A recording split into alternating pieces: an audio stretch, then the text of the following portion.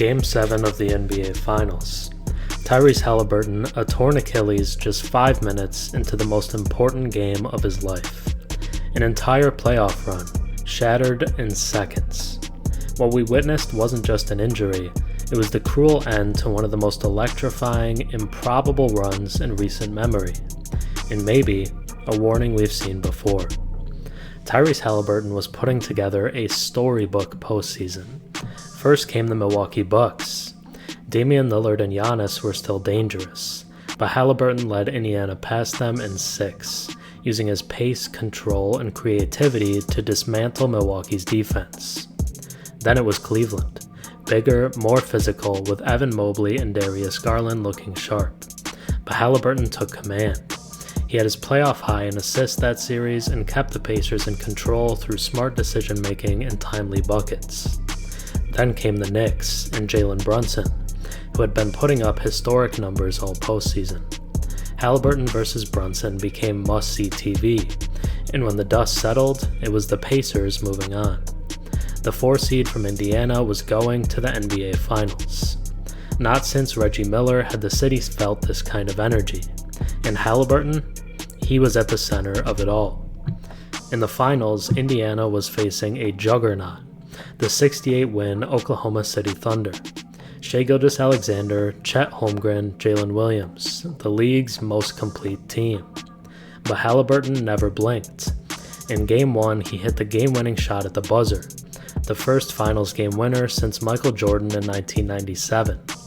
In Game 3, he nearly dropped a triple-double, 22 points, 9 rebounds, 11 assists, giving the Pacers a 2-1 lead in the series.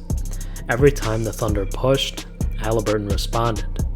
He was the engine, the heart, and the clutch closer Indiana leaned on again and again. And with the series tied 3-3, it came down to one night, Game 7 in Oklahoma City. He came out firing. Haliburton hit 3 of his first 4 shots from deep. The Pacers jumped out to a quick lead. It looked like he was about to do it again, to shock the world one more time. And then, it happened. With 4:55 left in the first quarter, Haliburton planted on his right leg during a drive and immediately collapsed. He clutched his lower leg, didn't get up. He was helped off the court, unable to walk on his own. Moments later, the report came in, a torn right Achilles. He was done.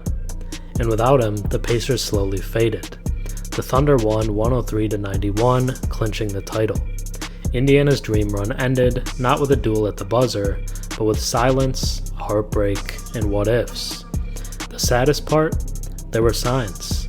Haliburton had missed time just 2 games earlier with a right calf strain. He returned in Game 6, pushing through it to force a Game 7. That sounds heroic, until you realize calf strains and Achilles tears are medically connected. Just ask Kevin Durant.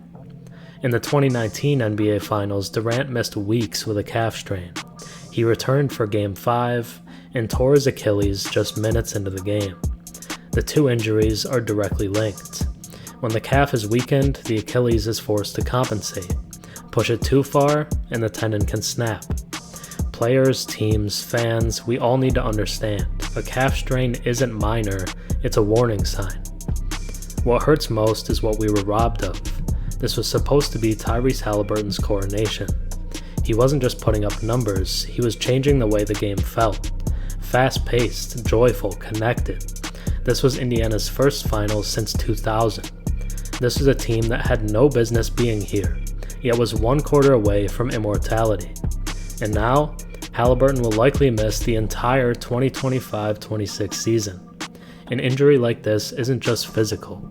It's mental, emotional, spiritual. It doesn't just take away games, it takes away moments.